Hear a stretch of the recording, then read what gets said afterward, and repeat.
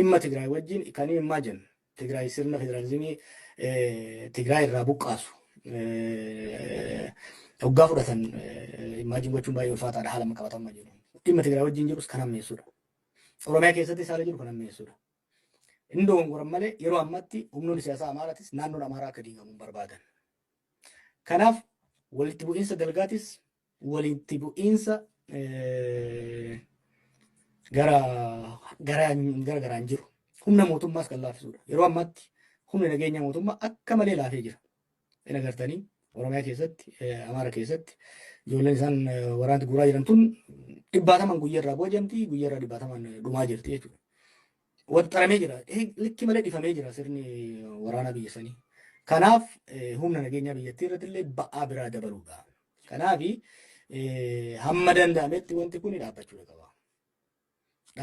qaba. Jijjiiramni sadarkaa kanatti godhamu jijjiiramni akkanaa mariif marabbaa konsensus sadarkaa biyyoolessaatti barbaachisudha.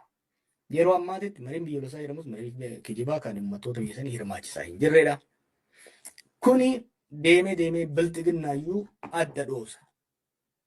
Uduma deemaa yaadadhaa waan awweewwachaa ture waggaa 7-8 dura. Ihaadegin diiginaadha.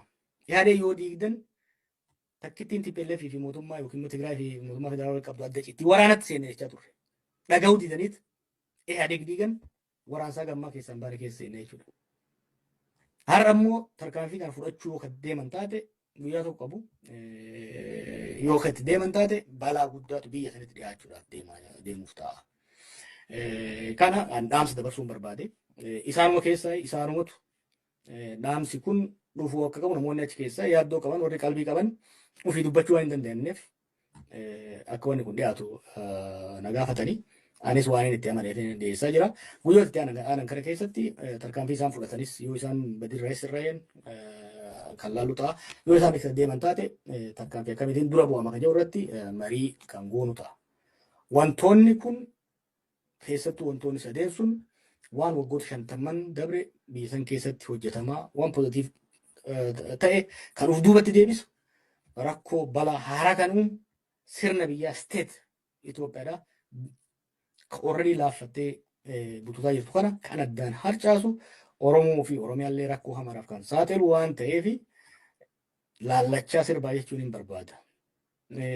Akka nama opposition tokkotti miti akka nama siyaasa kana xiqqoo qoratuutitti akka nama waan takka xiqqoo of duratti achi ilaaluu danda'uutitti wanni ani isaanitti himuu barbaadu this is absolutely dangerous. It's a dangerous timing. It's a dangerous move. Political capital yeroo hin qabnetti security establishment yeroo laaffate kanatti balaa kanaatti deemuun baay'ee rakkisaadha. Guyyoota itti aanan kana keessatti dhimmoota kanaa fi akkasumas kan amma gola Oromiyaa jedhanii isaan propose jedhan irratti tokkoon bulbuleessinee kan dubbannu ta'a. Har'aaf tanumaan gurraan isin ga'uudhaaf dhufe hedduu galatooma. Kaan immoo bal'inaan kan irratti mari'annu ta'a ulfaadha.